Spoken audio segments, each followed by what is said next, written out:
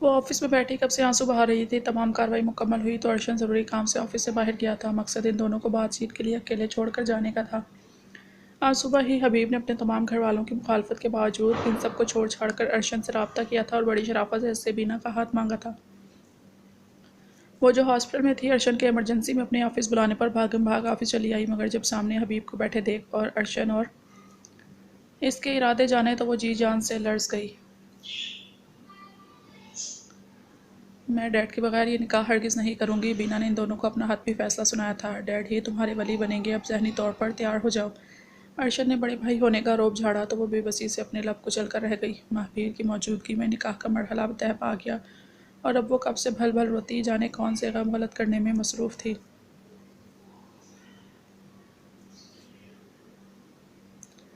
یار بینا، what's wrong with you? تم ایسے بیہیو کر رہی ہو جیسے خدا نخواستہ میں نے تمہیں کڈنیپ کر کے فورس کر کے یہ نکاح کیا ہے۔ تمہیں ہوا کیا ہے؟ حبیب نے اس نے کب سے اس کے رونے سے عاجز آ کر اب اسے کندھوں سے تھاما تھا۔ میں نے کچھ غلط تو نہیں کیا حبیب؟ وہ ہچکیوں کے دوران پوچھ بیٹھی۔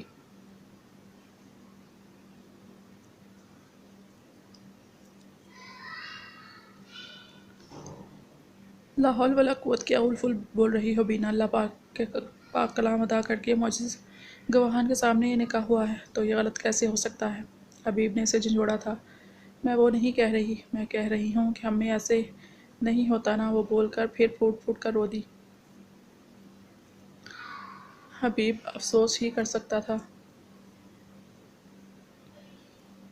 کیوں تم میں کیوں نہیں ہو سکتا؟ کون ہو تم؟ افسوس کہ اس جاہل معاشرے اور جاہل ترین انسانوں کی گھٹیا سوچ ہے کہ تم لوگ ہم میں سے نہیں۔ تھرڈ جینڈر کیا ہے یہ؟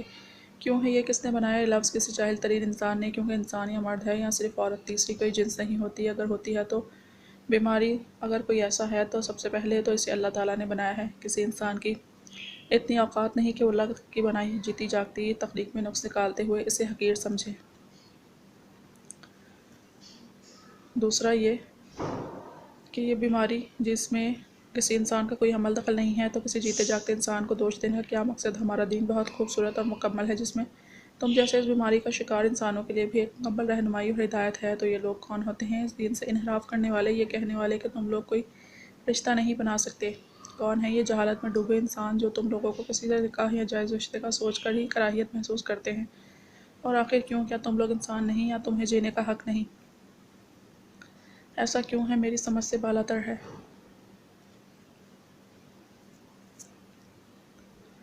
حبیب نے دشتی سے کہا تھا۔ تب بینا اور پھوٹ پھوٹ کر رونے لگی تو وہ بری طرح بوکلایا تھا۔ تب حبیب نے آگے بڑھ کر اس کا سر اپنے سینے پر ٹکایا۔ رونا بند کرو یار، مجھے تو ایسا لگ رہا ہے میں نے تمہارے ساتھ زبردستی یہ نکاح کر لیا ہے۔ حبیب نے اسے چھیڑا، وہ مچل کر اس سے دور ہونے لگی، مگر اس کی گرفت میں سختی تھی۔ اب بھول ہے تمہاری کہ مجھ سے دور رہ پاؤ گی؟ حبیب نے بوجھل لہجے میں کہتے اس کے ماتھے پر پاکیزگی بھرا لمس چھوڑا۔ تبھی ارشن روم میں داخل ہوا تھا۔ ارشن اندر داخل ہوا اور شرارت بھرے طریقے سے کھنکھارا تو بینا تو ایسا گڑبڑائی کہ اچھل کر اسے 2 فٹ دور ہوئی تھی۔ حبیب نے ناگواری سے اس کی یہ حرکت دیکھی، مگر وہ تو لال ٹماٹر ہو چکی تھی۔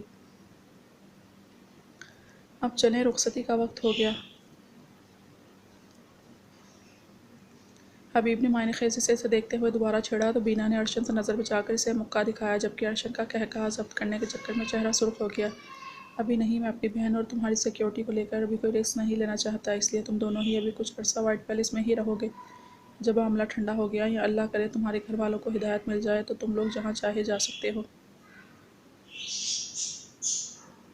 ارشن نے سنجیدگی سے دو ٹوک اپنا فیصلہ سنایا تھا۔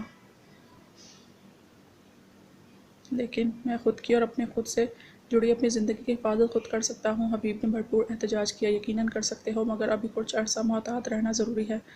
ضروری نہ ہوتا تو کبھی نہ کہتا، ارشن نے اسے رسان سے سمجھایا۔ مگر میں گھر جمائی نہیں بنوں گا۔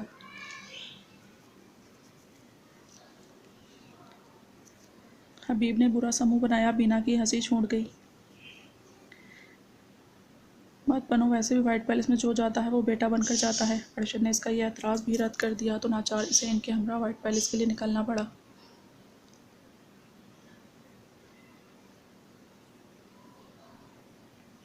فلزا کی صبح آنکھ کھلی تو خود کو ایک آہنی گرفت میں جکڑے پایا تھا۔ ظاہر اس کی پشت اپنے سینے سے لگائے اس کے کمر کے گرد بازو حائل کیے گہری نیند میں تھا۔ فلزا نے اس کا بازو پیچھے ہٹانا چاہا مگر وہ ایسا نہیں کر پائی کہ وہ اس کی معمولی سی جنبش سے جاگ گیا تھا اور اب اسے اپنی باہوں سے آزادی دینے کو تیار نہیں تھا۔ ساحر چھوڑو مجھے، فلزا نے اس سے عاجز آ کر کہا۔ بس اتنے میں ہی تنگ پڑ گئی ہری ٹڈی۔ ساحر نے اس کی کان کی لو کو لبوں میں دبایا تو وہ کسمسا گئی۔ ایک زوردار کونی کی ضرب ساحر کا پہلو سینک گئی تھی۔ اف، زیبیں بھی بڑی بے رحم ہوں۔ فلزا نے اپنا پہلو سہلایا۔ ساحر نے اپنا پہلو سہلایا۔ تمہاری ہمت کیسے ہوتی ہے میرے قد پر ٹونٹ کرنے کی؟ وہ تل ملائی جیسے تمہاری ہوتی ہے مجھے جنگلی، وحشی، حبشی اور جانے کیا کیا کہنے کی۔ ساحر نے کہتے اب کی بار اس کی کان کی لو کو دانتوں میں کاٹا۔ چھوڑو مجھے جنگلی، وہ مچھلی نہیں، آج نہیں چھوڑ سکتا۔ ابھی مجھے خود کو محسوس کرنے دو، پھر تو جانے کبھی وصل کے لمحات نصیب ہوں بھی کہ نہیں۔ وہ گمبھیر بوجھل لہجے میں کہتا، اس کے سنہرے بالوں میں اپنا چہرہ چھپا گیا تھا، جبکہ فلزا اس کی بات پر بے تحاشا چونکی۔ کیا مطلب ہے تمہاری اس بات کا؟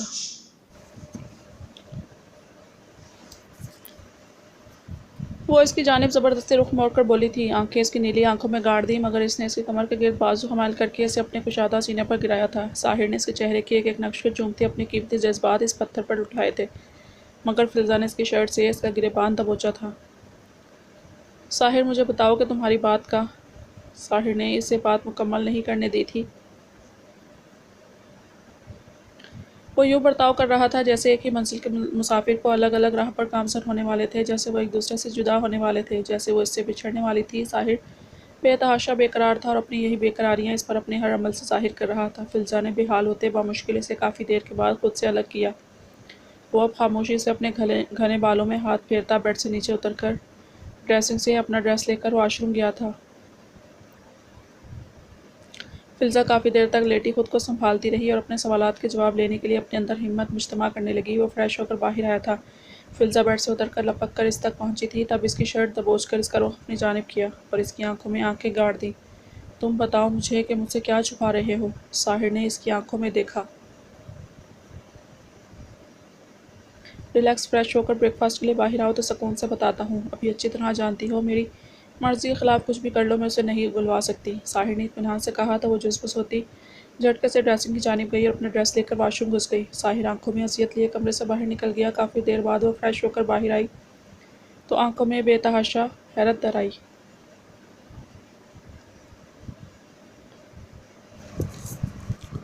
فلزا نے دیکھا وہ 8 سے 10 لڑکیاں تھیں جو اس وقت ایک جیسے کپڑوں میں ایک جیسے حلیے میں ساحر کے پیچھے لائن بنا کر کھڑی تھیں۔ ساحر یہ لوگ کون ہیں؟ وہ ٹیبل کے قریب آئی تھی، جبکہ ان دوسری لڑکیوں نے ایک حسرت بھری نگاہ اس سبز آنکھوں والی لڑکی کی جانب ڈالی۔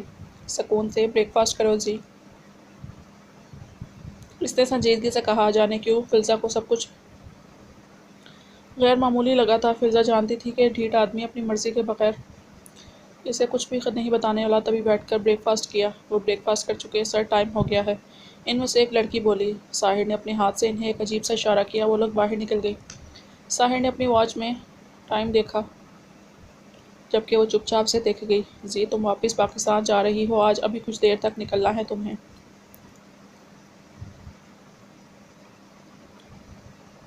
ساحر نے جبڑے پیچ کر کہتے اس کے سر پر بم پھوڑا۔ فلزا نے بے یقینی سے اس کی جانب دیکھا جو اب اس کی جانب سے پیٹھ موڑے کھڑا دوسری جانب دیکھ رہا تھا۔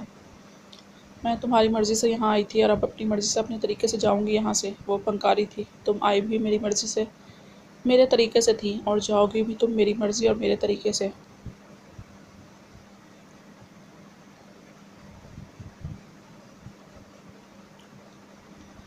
وہ اب پرسکون انداز میں بولا تھا۔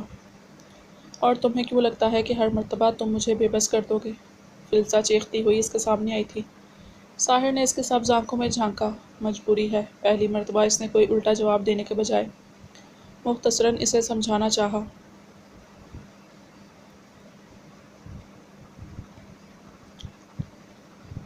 لانے کی کیا مجبوری تھی؟ یا اپنی ضد پوری کرنی تھی، یا مجھے حاصل کر کے تسخیر کر کے اپنی انا کی تسکین چاہتے تھے؟ اور اب کیا مجبوری ہے؟ بس ہو گئی ضد پوری یا دل بھر گیا؟ فلزا نے اس کا گریبان جھنجھوڑتے ہوئے چلا کر کہا۔ Shut up Filza. ساحر کا چہرہ غصے کی زیادتی سے لال بھبکا ہوا۔ حد میں رہو، زیادہ زبان درازی کرنے کی ضرورت نہیں۔ باہر لیڈی گارڈز تمہارا ویٹ کر رہی ہیں، جاؤ واپس لوٹ جاؤ۔ ساحر نے دانت پیس کر کہا تھا۔ فضا کا دل پھٹنے کو تھا۔ ایک تو وہ جو دن رات ساحر کی جانب سے خدشات بس اسے ستاتے رہتے تھے کہ کہیں وہ اسے بیچ بندار میں نہ چھوڑ جائے۔ ساحر وہ سب کچھ سچ کرنے پر تلا بیٹھا تھا۔ دوسرا، اس ظالم بے حد ستمگر نے ایک مرتبہ بھی تو نہ کہا تھا کہ تم جاؤ زی، میں جلد تم تک پہنچوں گا۔ تم بتاتے کیوں نہیں ہو؟ کیوں بھیجنا چاہتے ہو مجھے یہاں سے؟ فلزا چیخی تھی۔ میں نے کہا جاؤ یہاں سے۔ ساحر کے سرد و سپاٹ لہجے نے اسے سرتاپا سلگایا تھا۔ وہ جو چیخ چلا کر اس کا گریبان جھنجھوڑ کر بری طرح پینک ہو رہی تھی، ایک دم اپنی جگہ پر ساخت ہوئی۔ بس بھر گیا دل، اتنے دن ہی اپنا دل بہلانا تھا۔ فلزا نے اس کی آنکھوں میں آنکھیں ڈال کر کہا تو ساحر کا چہرہ ضبط کی آخری حدود کو چھوتے ہوئے لال بھبوکا ہو گیا۔ ساحر نے فلزا کو بازوں سے جکڑ کر اپنی چائنیز لیڈی گارڈ کے اوپر پھینکا تھا۔ Get her and out of here. Filza بری طرح چیخی، مگر وہ تو جیسے اس کی کوئی بات سن ہی نہیں رہی تھی اور وہ لوگ اسے لے کر جھاڑیوں میں چھپنے کی کوشش کرنے لگیں۔ فضا میں 2 ہیلی کاپٹرز کی کان پھاڑ گڑگڑاہٹ سنائی دینے لگی۔ وہ ہیلی اس کے گھر کے گرد گول گول گھومنے لگے۔ تب ہیلی میں موجود ایک آدمی نے راکٹ لانچر سے اس گھر کا نشانہ لیا اور فائر کر دیا۔ ایک زوردار دھماکے سے گھر کے پرخچے اڑ گئے۔ ساحر! فلزا کی دلخراش چیخ اور سسکی ہیلی کاپٹرز کی گڑگڑاہٹ میں کہیں دب کر رہ گئی۔ اے چھوڑو مجھے، اس کی ہیلپ کرنے دو، اسے کچھ نہیں ہو سکتا۔ وہ انہیں اپنے کندھوں سے دھکے دیتی ساکھ کے بھانبڑ کی جانب بھاگی تھی، مگر بہت جلد ان لیڈی گارڈز نے اسے پھر سے دبوچ لیا۔ فلزا جنونی ہوتی ان پر بھاری پڑنے لگی۔ وہ بے قابو ہونے لگی تھی، مزاحمت شدید ترین تھی۔ تبھی ایک لیڈی گارڈ نے یس کا اشارہ ملنے پر فلزا کے بازو میں ایک سوئچ بو ڈالی۔ فلزا مزاحمت کرتی بھیگی آنکھوں سے آنکھیں لیے جلد بے ہوش ہو کر زمین پر گر پڑی۔ ان لیڈی گارڈز نے اسے اٹھا کر لکڑی سے بنی ایک چھوٹی سی ٹرالی میں ڈالا اور اسے لے کر ایک جانب جانے لگیں۔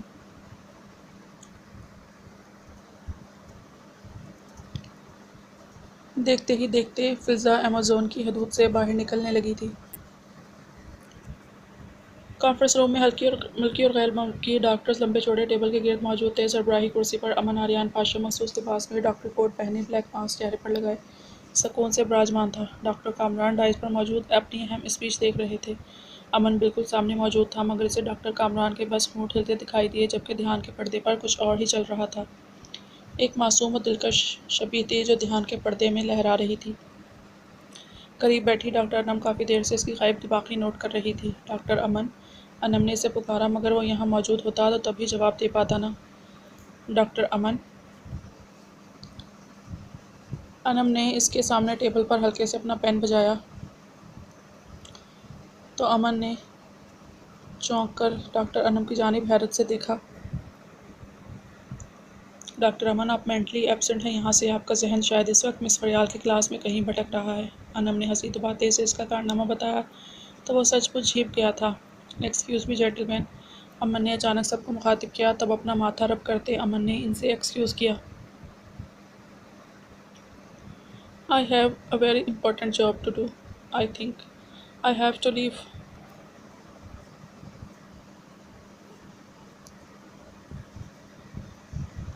امن نے کہتے اپنا فون اٹھایا اور ایک نمبر ڈائل کرتا کانفرنس روم سے باہر نکلا۔ فون اٹھایا گیا۔ ڈیڈ آپ بالکل ٹھیک کہتے ہیں، مجھے کچھ دنوں کی لیو لے لینی چاہیے، پلیز کانفرنس اٹینڈ کر لیں۔ اوہ، ڈاکٹر صاحب کو عشق نے نکما کر دیا ہے، آریان نے ہنس کر کہا تھا۔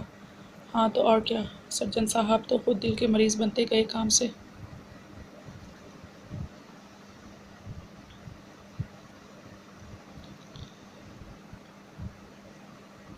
آریان مسلسل ہنستے ہوئے اسے چھیڑ رہا تھا۔ پلیز ڈیڈ، وہ کہتے فون رکھتا، اپنی حالت پر مسکراتا اپنے کیبن کی جانب گیا تھا۔ معجزہ بڑے انہماک اور توجہ سے اپنا ٹیسٹ لکھ رہی تھی۔ پوری کلاس میں خاموشی تھی، جب دروازے پر دستک دے کر سسٹر میری اندر داخل ہوئی۔ یس مس فریال نے ناگواری سے انہیں دیکھا، جنہوں نے ٹیسٹ کے دوران بیچ میں آ کر انٹرپشن کی تھی۔ سسٹر میری معجزہ تک آئی تھیں۔ میم، آپ کو ڈاکٹر امن اپنے کیبن میں بلا رہے ہیں، ابھی اور اس وقت کوئی ضروری کام ہے، سسٹر میری نے اسے کہا۔ خود کی جانب اٹھتی تمام کلاس کی معنی خیز نگاہیں اور مس فریال کی سرد سی گھوری نے اسے پسینے سے شرابور کر دیا تھا۔ وہ بہداشت گھبرا گئی۔ سسٹر، میرا ضروری ٹیسٹ ہو رہا ہے، انہیں کہیں کہ کلاس کے آف کے بعد ہی میں آ پاؤں گی۔ معجزہ نے صاف انکار کرتے انتہائی دھیمے لہجے میں سسٹر کو کہا تو وہ بامشکل ہی اسے سنائی دیا۔ لیکن سسٹر نے کچھ کہنا چاہا۔ پلیز سسٹر ڈسٹرب مت کریں۔ وہ روحان سی ہوتی ٹیسٹ پر جھک گئی۔ سسٹر واپس چلی گئی۔ معجزہ نے سکھ کا سانس لیا، مگر مس فریال کی گھریوں میں خاطر خواہ کمی محسوس نہیں ہوئی۔ وہ جو اپنی سیٹ پر آنکھیں موندے بے قراری سے اس کا انتظار کر رہا تھا، دروازے پر ناک ہوئی تو سیدھا ہو کر بیٹھا۔ یس، اجازت ملنے پر سسٹر میری اندر داخل ہوئی۔ امن کی بے قرار نگاہیں اس کے پیچھے بھٹکیں، مگر منچاہا منظر دکھائی نہ دیا۔ سسٹر نے معجزہ کا انکار منوانی سے بتا دیا۔ امن نے ایک سرد سی سانس کھینچی۔ یوں میں کیوں نہ امن نے کہا تو سسٹر واپس چلی گئی۔ وہ جھٹپٹا کر چیئر سے ایک جھٹکے سے اٹھا تھا۔ یہ لڑکی پاگل کر دے گی مجھے۔ منہ میں بڑبڑاتے اس کے قدم جنرل وارڈ کے بڑے گراؤنڈ سے پرے بنی اس رجسٹرڈ اکیڈمی کی جانب تھا، جہاں وہ اس وقت موجود تھی۔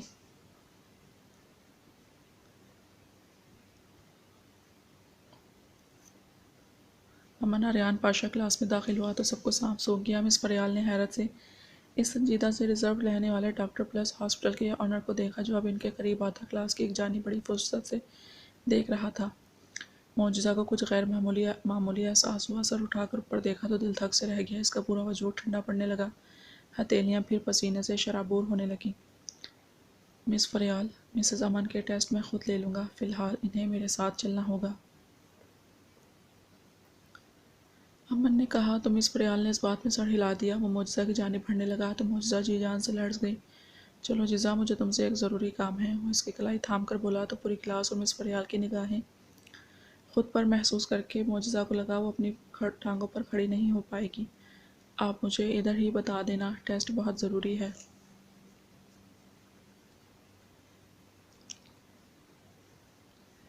معجزہ نے التجائی نگاہوں سے امن کو دیکھا، مگر اس کی آنکھوں میں نظر پڑی تو جھکانی پڑی اپنی نگاہیں کہ اس وقت نگاہوں میں ایسی لپک تھی کہ معجزہ کے لیے ان نگاہوں کو برداشت کرنا کافی مشکل امر تھا۔ معجزہ نے بہت دھیمے سے کہا تھا، جو کہ بس امن کو ہی سنائی دیا تھا۔ وہ اس وقت کسی کے سننے کے موڈ میں نہیں لگ رہا تھا۔ لیٹس گو جزا، امن نے اس کا ہاتھ تھاما۔ امن، میرے ٹیسٹ، وہ روحان سی ہوئی۔ میں لے لوں گا، اطمینان بھرا جواب تھا وہ، اسی لیے سب کے معنی خیز نگاہوں اور شرارت بھری سرگوشیوں کے درمیان لے کر باہر نکل آیا۔ یوں ہی ہاتھ تھامے وہ گراؤنڈ پار کر گیا، سب کی مسکراتی نگاہیں اپنے اوپر محسوس کر۔ وہ امن کی چوڑی پشت کے پیچھے چھپی جا رہی تھی۔ اپنے کیبن میں پہنچ کر امن نے اپنے پیچھے ڈور لاک کیا اور اسے باہوں میں بھر لیا۔ وہ بری طرح بوکھلائی تھی۔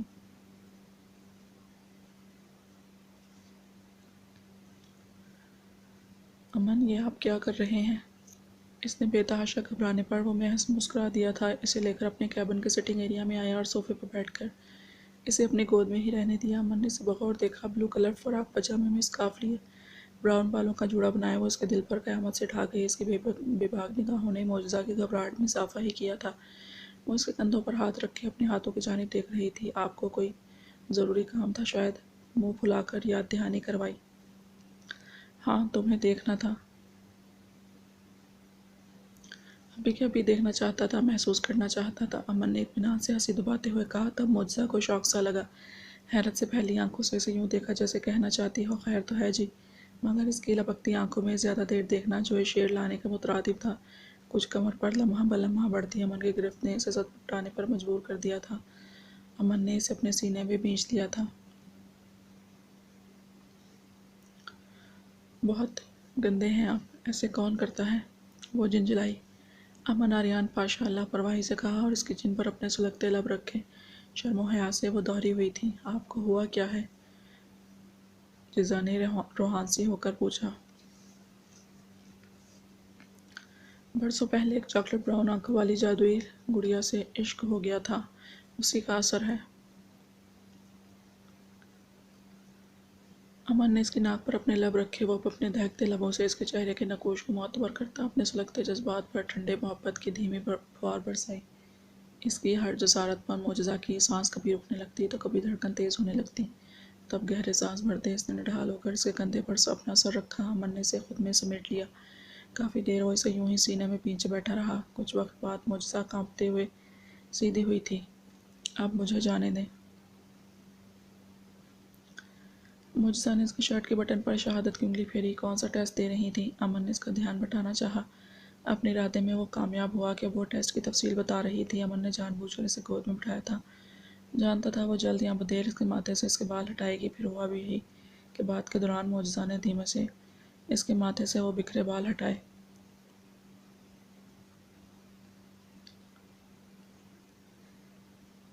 آپ نے ہی کہا تھا کہ میں دل لگا کر پڑھوں اور اب آپ ہی مجھے پریشان کر رہے ہیں۔ معجزہ نے نگاہیں جھکاتے ہی اسے اس کی یہ بات کی یاد دہانی کروائی اور اپنی شہادت کی انگلی اس کی محراب پر رکھی۔ ہاں، مجھے اب لگ رہا ہے کہ دنیا کی رسمیں، یہ پڑھائی، یہ ڈیوٹی میری سب سے بڑی دشمن ہے۔ وہ اس کا وہی ہاتھ تھام کر ہتھیلی پر نرم بوسہ دیتا ہوا بولا۔ معجزہ اس کے ہر لمس پر اپنے آپ میں سمٹ رہی تھی۔ ویسے پریشان کرنے سے یاد آیا، اب میرا دل کر رہا ہے کیوں نہ اس سٹنگ ایریا کو ہٹا کر اسے ایک بیڈ روم بنا دو۔ بالوں میں چہرہ چھپاتے اس قدر بے باک بات پر معجزہ نے اپنا چہرہ اس کے سینے میں چھپایا تھا۔ مجھے کلاس میں جانا ہے۔ معجزہ کی حالت خراب ہو گئی تھی، ماتھے پر پسینے کے قطرے نمودار ہونے لگے۔ اپارٹمنٹ میں چلیں۔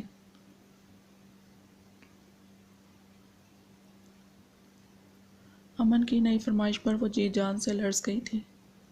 نہیں نہیں، بالکل نہیں۔ معجزہ نے زور زور سے نفی میں سر ہلایا، وہ جو ہنسی ضبط کر کے بیٹھا تھا کھل کر مسکرا دیا اور اس کی شرارت سمجھ کر معجزہ نے روحان سی ہو کر اس کے سینے میں چہرہ چھپایا۔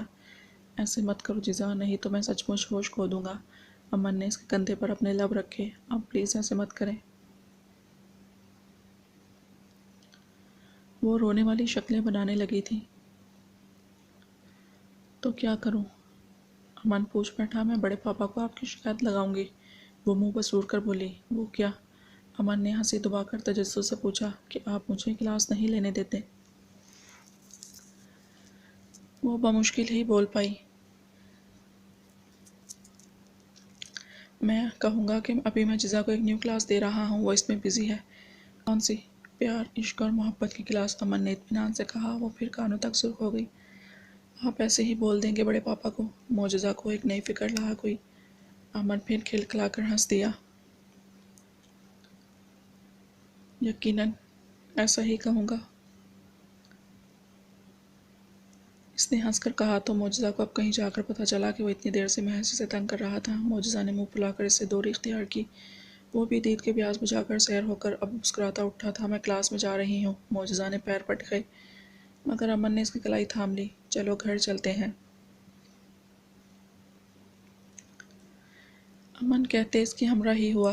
معجزہ کا دل کیا سر پیٹ لے، لیکن اتنا بھی جانتی تھی کہ اب وہ چاہے جو مرضی کہتی، اس نے کرنی وہی تھی جو وہ بول چکا تھا، سو چپ چاپ اس کے پیچھے چل دی۔ یہ 2-3 دن اصابری نے ہواؤں میں اڑتے گزارے تھے۔ احان نے بڑی فرصت نکال کر اسے وقت دیا ہے اور اس کے ساتھ اور قربت کا نتیجہ تھا کہ وہ 2-3 دن میں ہی یوں نکھر گئی تھی کہ محبت کا روپ نے انگ انگ کو نکھارا ہو۔ اب بھی بالوں کو ڈھیلا سا جوڑا بناتی کچن سے باہر نکلی تھی، مگر اسے سامنے نہ پا کر بے چین ہوئی۔ وہ کال سننے کے لیے لاؤنج میں گیا تھا۔ کھانا تیار تھا۔ کھانے کے بعد احان نے وائٹ پیلس واپسی جانے کے لیے کہا تھا۔ وہ اسے بلانے باہر آئی تھی۔ احان آنکھیں موندے کارپٹ پر نیم دراز تھا جب وہ دبے پاؤں سے قریب آئی۔ ہاتھ میں جو تنکا پکڑ رکھا تھا وہ شرارت سے اس کے کان میں گھمایا۔ یہ وہ واردات سر انجام دیکھ کر فرار ہونے والی تھی جب احان نے بجلی کسی تیزی سے اس کی کلائی دبوچی۔ وہ مجھے چھیڑ کر جو تم جاؤ گے، بڑا پچھتاؤ گے، بڑا پچھتاؤ گے۔ احان نے ہنسی دباتے اس کی ہونک شکل دیکھ کر گانا گنگنایا۔ چھیڑ نہیں، چھوڑ کر جاؤ گے، اصابری نے تصحیح کرتے ہرے راکشس کے شکنجے میں پھنس کر برا سا منہ بنایا۔ تب احان نے ہنستے ہوئے اسے اپنے بے حد قریب کر لیا۔ چہرے پر بل کھاتی ایک شریر سے لٹ کو اس کے کان کے پیچھے عرصہ، تم پر دونوں الفاظ ہی لاگو ہوتے ہیں آسی، چاہے چھیڑ ہو یا چاہے چھوڑ، دونوں صورتوں ہی میں تمہاری اس چھوٹی سی جان کے لیے بے حد نازک صورتحال پیدا کر سکتی ہیں۔ وہ اسے گہری نگاہوں سے دیکھتا معنی خیزی سے بولا تھا تو اصابری گڑبڑا گئی۔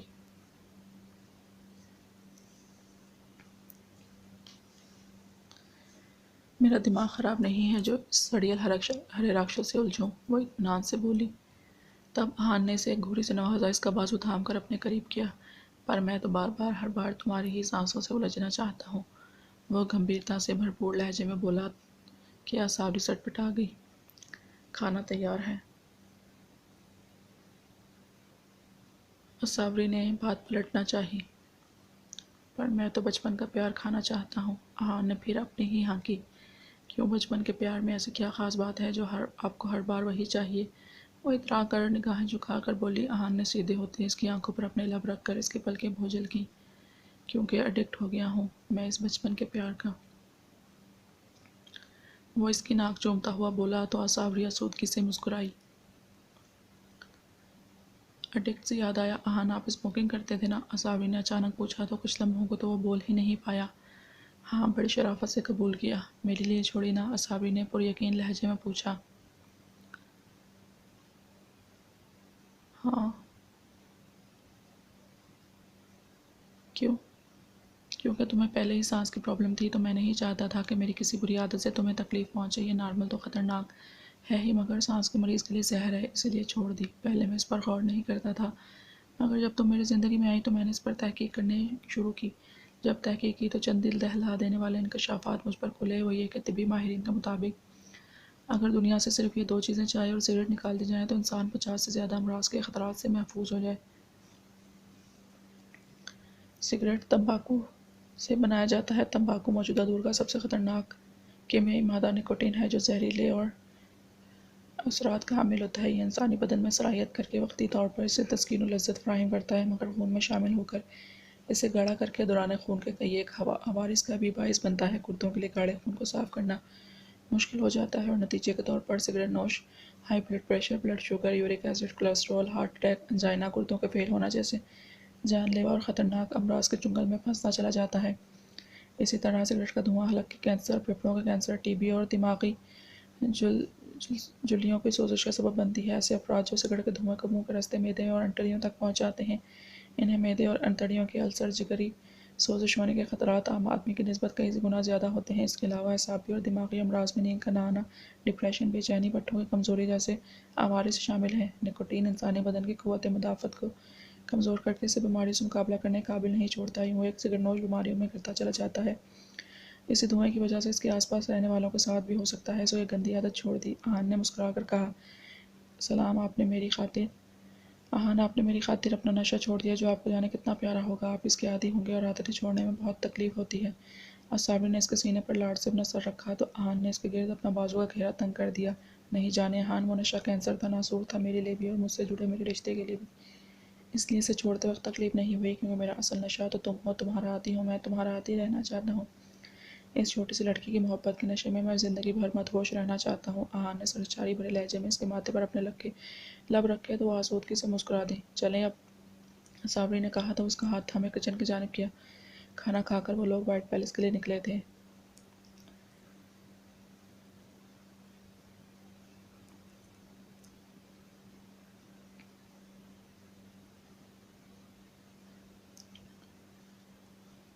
کافی دن گزر جانے کے بعد جب علیزے سے بالکل بھی رہا نہ گیا تو وہ خود چل کر اس دشمن جاں کے پاس چلی آئی تھی اور اب اس کے گلے کا ہار بنی اس کی ڈانٹ سن رہی تھی۔ یہ کیا بےہودگی ہے علیزے، دور ہٹیں مجھ سے اور اپنی حد میں رہیں۔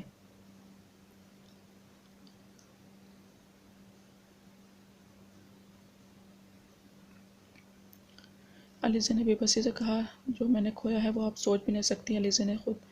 خضر نے علیزے کو خود سے دور کرنے کی کوشش کی مگر وہ پھر اس کے دامن سے لپٹ گئی۔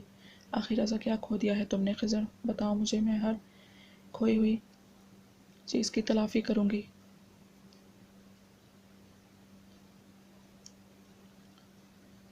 علیزے نے نم لہجہ اختیار کیا، نہیں کر سکتی آپ۔ اس ٹوٹی محبت کی مان کی کرچیاں نہیں سمیٹ سکتی ہیں آپ۔ خضر نے علیزے کا جبڑا دبوچا تھا۔ دو آنسو علیزے کی آنکھوں سے ٹوٹ کر گرے تھے اور خضر کے ہاتھوں پر رواں ہوئے۔ مجھے لگا تھا کہ آپ نے خود کو میرے سپرد کیا تھا اس لیے کہ آپ بھی مجھ سے محبت کرتی ہیں،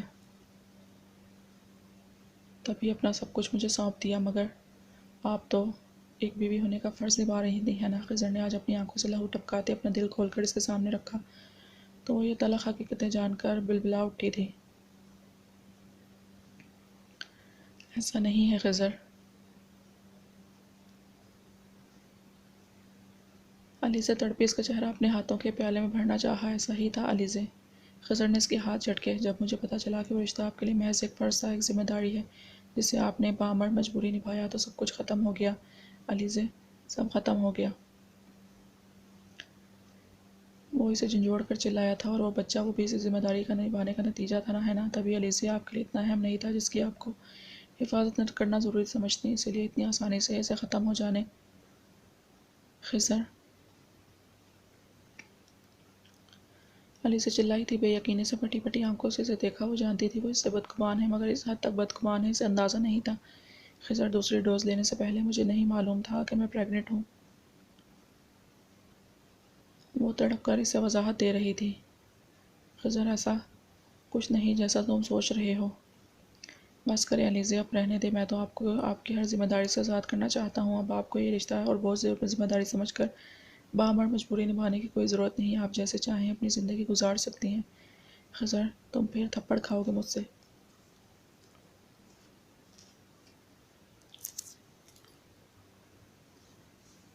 وہ چلائی تھی اور خضر کے سینے سے لگ کر پھوٹ پھوٹ کر روئی، مگر وہ اسے ایسا کوئی دلاسا دینے کا روادار نہیں تھا۔ تبھی علیزے کو ایک جھٹکے سے خود سے الگ کیا، مگر علیزے نے اس کا بازو دبوچ دیا۔ خضر ایک مرتبہ مجھے موقع دو، میں سب کچھ ٹھیک کر دوں گی۔ بس ایک مرتبہ مجھے معاف کر دو۔ آئی پرومس، میں تمہاری کھوئی ہوئی ایک ایک چیز تمہیں لوٹا دوں گی۔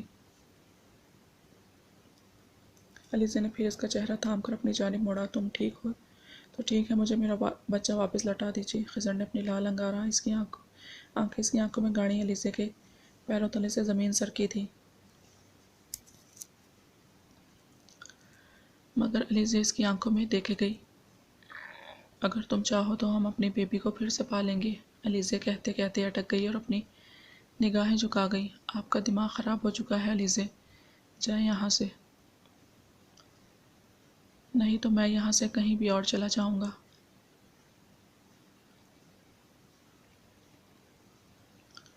میں تمہیں کہیں نہیں جانے دوں گی خضر، اب کی بار وہ چلائی تھی۔ اچھا تو کون روکے گا مجھے؟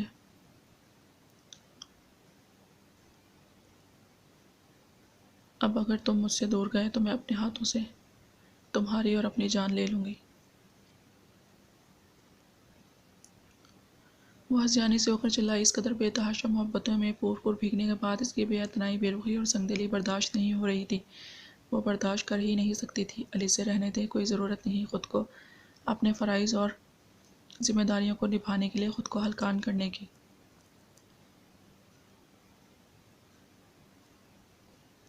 وہ عاجزا کر بولا۔ خضر نے اس کو دور دھکیلا۔ وہ بیڈ پر گری تھی، مگر زولا ریت کی طرح بیڈ سے نیچے فرش پر بکھرتی چلی گئی۔ علی سے خضر کے سر پر جیسے چھت گری۔